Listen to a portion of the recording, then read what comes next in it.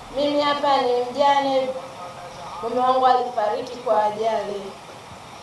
Baada ya mume wangu kufariki alikuwa na kesi mahakamani. Na hiyo kesi aliwagonga watu Mbezi roundabout. Na mume wangu alikuwa ni dereva. Alikuwa ni dereva. Ndio. Mume wangu alisimama akawaambia twende niwapeleke hospitalini. Lakini yule abiria alikataa, bodaboda alikubali. Mume wangu akawa anashughulika na bodaboda mpaka aliruhusiwa akarudi nyumbani na akamnunulia yale magogo ya kutembelea. Baada ya hapo, kama siku 2 hivi, wale wakamletea barua yule abiria. Abiria alimletea barua ya wito, mume wangu alienda hadi nyumbani kwake siku ya Jumapili akiwemo na marafiki zake. Mume wangu alipofika alimwambia kwamba nimesikia wito wako. Kweli yule jamaa akamwambia ndio, tangia nimepata ajali hujawahi kunijulia hali wala hujawahi kunitafuta na uzoneshe hizo gharama. Yule shemeji yangu mmoja leo akamwambia hivi tusomee. Kweli wakili alitusomea gharama ambazo walikuwa wanahitaji ni milioni 250. Kila mtu alishangaa pale. Mume wangu akaongea akamwambia mimi mwenyewe siwezi kushika hiyo hela, mbona ni hela nyingi sana. Na shemeji yangu akaongea akasema ndugu yangu akukusudia kuwagonga. Hamna mtu anayetoka nyumbani ili kwa ajili ya kuja kumgonga mtu. Tunaomba msamaha kwa hilo. Akasema msamaha wako hausaidii kitu chochote, ila tunachohitaji ni hela. Basi yule jamaa akasema kwa nini mmejipanga kivipi? Na ni shemeji yangu ndio akaongea akasema kuaidia nimekuja na kiasi cha milioni 5. Yule mjomba, yule shemeji alicheka sana akasema ndugu yangu hawezi kupokea hiyo hela. Hela ni ndogo sana. Ana biashara ya kumuingizia 200,000 kila wiki. Akamwambia basi naombeni nisamee, pokeeni hata kidogo nilichokukataa kati. Mume wangu akakubali sawa, kesi iende mahakamani. Baada ya kesi kwenda mahakamani walisikilizwa mara ya kwanza, mara ya pili mahakama ikawatuma wakalete ushahidi wa kudai hiyo milioni 250. Kweli siku ambayo inayofuata ambayo ni mara ya 3 kuja mahakamani, mume wangu aliweza kufika mahakamani, upande wa pili hawakufika mahakamani. Baada ya hapo mume wangu wakati anarudi nyumbani naye akapata ajali akafariki.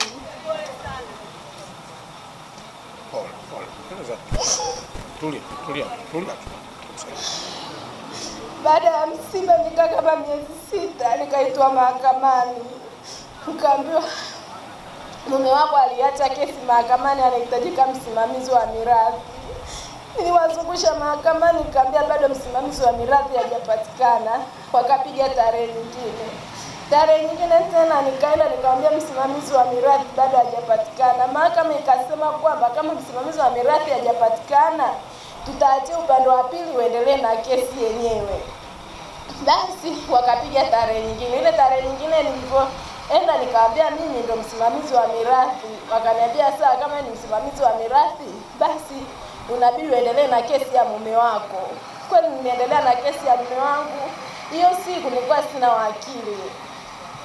Nilitoka nje ya mahakama nikawa nalia. Kuna dada alipita akaniuliza kwa nini unalia? Nikamwelezea mume wangu alifariki akaacha kesi. Kwa hiyo ameniambia mimi niendelee na hapa nilipo, sina wakili. Akaniambia kuna wakili Taula. Kwani nienda Taula nikapewa wakili. Wakili nimeendelea mpaka hukumu inatoka. Hukumu ilipotoka wakasema kwamba nilipe milioni 22. Baada ya milioni 22 wakafungua na kesi nyingine gharama ya kesi wakasema niwalipe milioni 10. Kwa hiyo baada ya hapo niliwaomba kweli, nikamwambia hiyo hela sitaweza kuipata. Lakini mahakama haikuweza kunisikiliza. Basi ikafika tena mahali wakasema wanataka auze nyumba. Nikamwambia nyumba msiniuzie, mimi na watoto wadogo. Basi baada ya hapo kweli mahakama iliamua nyumba ikauzwe. Wakaja wakafanya tathmini, wamefanya tathmini. Nikiwa nyumbani kuna kaka mmoja mahakamani alinipigia simu akaniambia mbona nimeona nyumba yako imetangazwa kwenye gazeti. Nikamwambia gazeti gani? Akaniambia la Habari Leo. Kweli nikaenda kununua gazeti la Habari Leo nikakuta kweli nyumba imetangazwa, ambao mnada ilitakiwa ifanyike leo tarehe 13 mwezi wa 3. Na nikiwa nakuja huku, mdogo wangu alinipigia simu akaniambia nyumbani wamekuja watu wa mnada, nyumba inapigwa mnada. Kweli kiongozi alinisaidia, wakampigia mdogo wangu nyumbani, wakaongea nao, ndio wakasitisha mnada nyumbani. Kilichofanyika jambo lake lilikuwa mahakamani. Sasa ofisi ya mkuu wa mkoa kwa kushirikiana na Tanganyika Law Society TLS tumekwenda kufanya na kuweka pingamizi.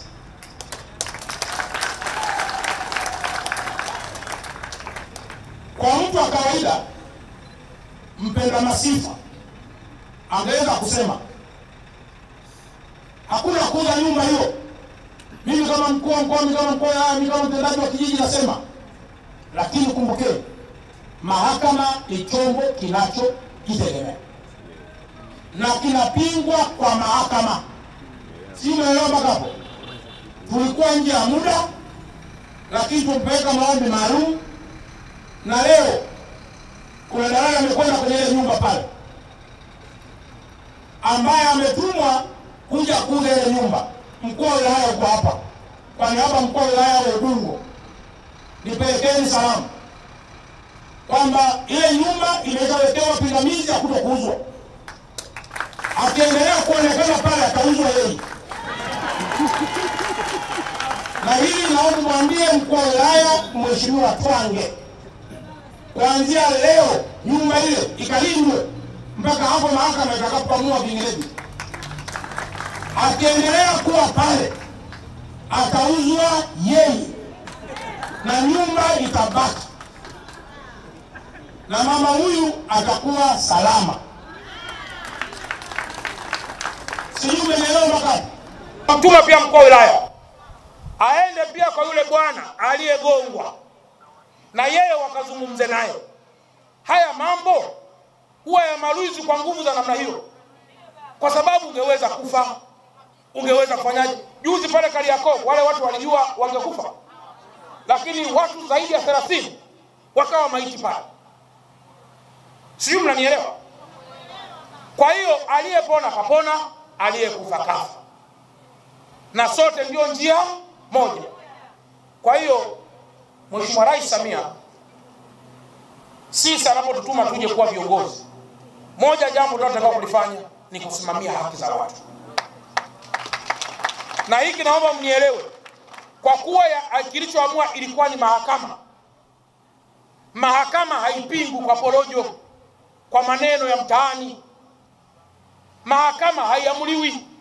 Kilichofanyika kupitia uongozi wa TLS kwa ndugu yangu Advocate Mwabugusi, walipoiona na ofisi ya mkuu wa mkoa, tukashirikiana kuweka pingamizi ili kwanza nyumba isiuzwe.